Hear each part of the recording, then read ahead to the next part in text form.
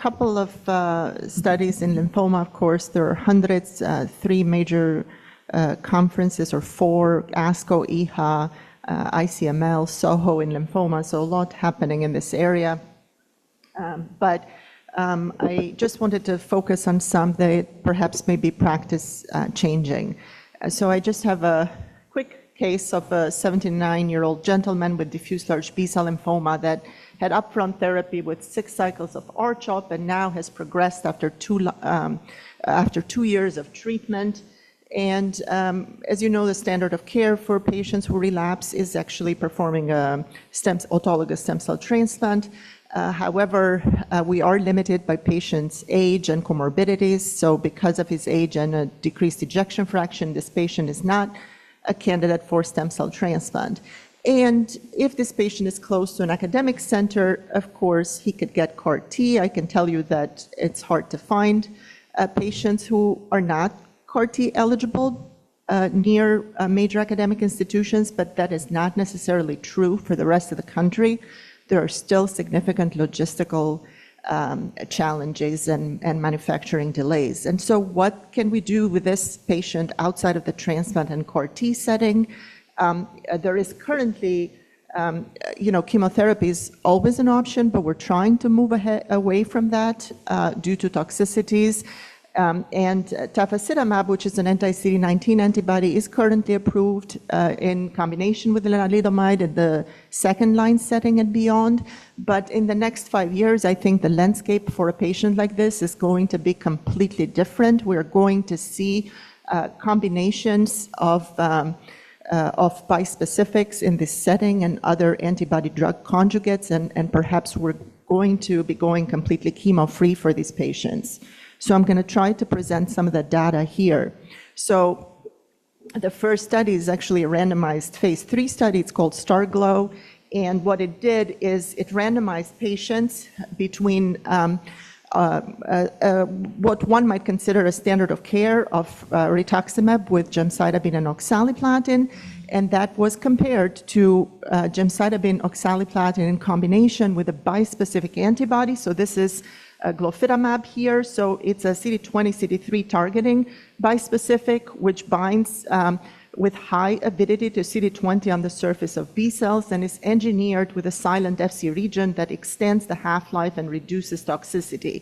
So this data was already presented, and what was remarkable for this study is that in the relapse setting, it actually showed an overall survival benefit in addition to PFS and improvement in CR rate for these patients that were transplant ineligible. So I'm going to show you here now the 2-year follow-up data. A 2-year is considered a very good milestone in diffuse large B-cell lymphoma because most patients that make it beyond 2 years may be perhaps cured, at least in the CAR T setting and the transplant setting. So the other thing that's great about this study is that this was a fixed duration therapy. So patients got 8 cycles of R-GemOx or 8 cycles of Glofit GemOx, and then they got several additional doses of single-agent glofitamab with cycles 9 to 12. So you can see that about 60% of patients actually only had 1 line of therapy, just like the patient I showed you, and then the other 40% had 2 or more lines of therapy. A minority of patients, less than 10%, had prior CAR T. And you can see here, this is the survival analysis with 2 years of follow-up. You can see that the median overall survival in the standard R-GemOx group was about 13 months, and it's actually not reached in the Glofit GemOx. This is a hazard ratio of 0.6 that was statistically significant, and you can see that at 2 years, it's estimated that over 50% of patients are alive, and when you look at the Glofit GemOx arm, only about a quarter of these patients ended up needing new anti-lymphoma treatment, whereas more than half of patients in the R-GemOx arm required anti-lymphoma therapy. This is the PFS curve. Again, median PFS with R-GemOx is not very impressive, 3.6 months. And if you add Glofit to that, the median PFS is 13.8 months. So very significant, and it held up with 2 years of follow-up. This is the landmark analysis by survival, by response at end of treatment. And you can see here that people who were in CR, here in the green line at the end of treatment, over 80% of them remain progression-free and alive beyond 2 years. So very durable. And then this was the safety profile. You can see that the combination actually does lead to more toxicity, particularly in terms of cytopenias, but so serious AEs more common in this group. About half of the patients had some cytokine release syndrome, although high-grade cytokine release syndrome was low. And then neurologic toxicity in a minority of patients, almost all of which was low-grade, except for one patient that had grade 3 or higher neurologic toxicity. We do have to be very careful about prophylaxing these patients with antivirals and antibiotics because over 50% will get infections, including about 17% or so getting high-grade infections. So in conclusion, this is a remarkable study that shows an overall survival benefit, which is difficult to do in the relapse setting for aggressive lymphomas. The majority, over 50% of patients are alive beyond 2 years. This is a nice fixed duration off-the-shelf therapy that's available for patients that does not rely on genetic engineering or CAR T manufacturing. Unfortunately, it's not yet approved in the United States because ODAC voted against 8-1 against the applicability of this study in the United States. And this shows you why it's really important to have a very careful and thoughtful study design in the first place. Unfortunately, there were few patients from the United States that were enrolled, and then some from Europe, but most of the patients came from Asia. A subgroup analysis from the study that was presented by the FDA showed that there was a difference in the survival benefit between patients who were treated in the US versus patients that were treated outside of the US. But further data is being submitted, and this may end up being approved in the United States as well. It's already been in use. Primarily where I've seen it used is as a bridge to CAR T cell therapy. Patients will collect the T cells and then can get this as a bridge. There is some concern with using bispecifics prior to CAR T, so there's very limited data in that setting, but that might potentially lead to T cell exhaustion. So this is an area that's under ongoing investigation. So now I'm going to switch gears to another study. This was not a randomized phase 3. It was a phase 1b study, but had some very remarkable results. So this is LOTUS-7, and it evaluated an entirely chemo-free regimen. So this is loncastuximab tesirine, which is an antibody-drug conjugate, and it has this novel pyrrolobenzodiazepine dimer payload, and it's given in combination with glofitamab, the anti-CD20, CD3 antibody. And there's some already preliminary data that showed synergistic efficacy with minimal overlapping toxicities for this combination. And again, the other thing that's great about these regimens that are being investigated now in lymphoma is that there's a push to have fixed duration therapies. None of the patients want to go on these treatments forever until disease progression. And so they investigated, this combination for a total of 12 cycles. And there were 2 doses of loncastuximab, 120 and 150, and then the glofitamab. The nice thing is that these bispecifics are given in this what's called fractionated dosing schedule. So they start with low dose, and then they increase to minimize the risk of cytokine storm. And so there were about 30 patients or so that had undergone at least one disease assessment and that were evaluable for this analysis. And these patients, you can see also had about 50% of them had only 1 line of prior therapy, and the other 50 more than 2 lines. In this particular study, about 10% had had a prior transplant and 20% had had prior CAR T. So slightly different population from STARGLO. Toxicities were not outside of the range of what was expected with loncastuximab, glofitamab combination, and also with each separate drug. We see cytopenias, and with lonca, we see transaminitis and edema and photosensitivity rashes. But the rate of toxicities was not high enough to lead to drug discontinuation, and you can see that lonca was mainly discontinued for effusions, and then the glofitamab, very few patients had this discontinued, mainly for febrile neutropenia and neurologic toxicity. So just focusing on the cytokine release syndrome and neurologic toxicity, because the question is this applicable? Can these bispecifics be given in the community, right? Or does the patient need to go to a major academic center that can manage cytokine storm and neurologic toxicity? So you can see that about 40% of patients actually do get cytokine release syndrome, but the majority of them are low grade, grade 1 and grade 2.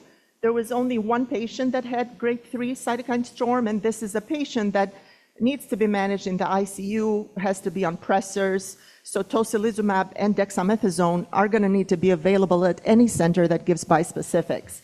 And then neurologic toxicity, low, 7%, any grade. Again, the majority of the neurologic toxicity was very low grade, and that is managed primarily with corticosteroids. But what was really remarkable is the overall response data and the complete responses. Again, higher than what we've seen even with chemotherapy-based regimens, so 93% objective response rate and 86% CRs, with a median duration of response that has not been reached. And when you look at the efficacy over time, you can see that for patients who achieve CR that are here in green with the stars, those CRs are very durable and they extend way beyond the end of treatment, the 12-month end of treatment with a combination.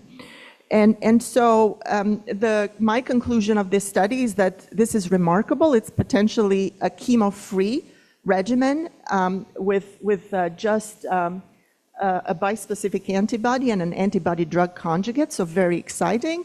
The duration is relatively short, so we need to see if these are going to be really durable. And this study is moving forward now to expand to include additional patients. So this is going to be coming up at future meetings, and so very exciting. I'm going to switch gears now to talk about follicular lymphoma. So these patients are treated primarily with chemoimmunotherapy up front, and the majority of them will have a 5-year, 6 duration of response. But for patients who progress, second-line therapies and beyond lead to increasingly shorter and shorter durations of remission. And so this is an area where improved durability of response is needed. Lenalidomide rituximab is approved, and it's currently what most people are using in the second-line setting, and that's based on a randomized phase 3 trial called AUGMENT. And so what this study did, this is a phase 3 double-blind placebo-controlled study, is that they combined tafasitamab with lenalidomide rituximab, and they compared it to lenalidomide rituximab.